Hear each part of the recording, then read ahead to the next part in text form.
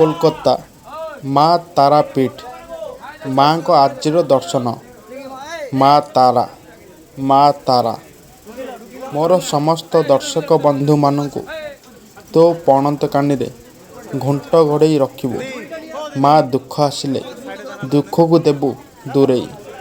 ଯାହାର ଯାହା ଅସୁବିଧା ଅଛି ଦୂର କରେ ମା ତାରା। ଦର୍ଶକ ବନ୍ଧୁ ବଡ଼ ଦୟାମୟୀ ମା ତାରା।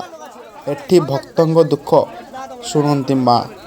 ଦେଖନ୍ତୁ କେତେ ଦୂରରୁ ଭକ୍ତମାନେ ଆସିଛନ୍ତି। ଆମ ଓଡ଼ିଶାରୁ ବି କେତେ ଭକ୍ତ ଆସିଛନ୍ତି।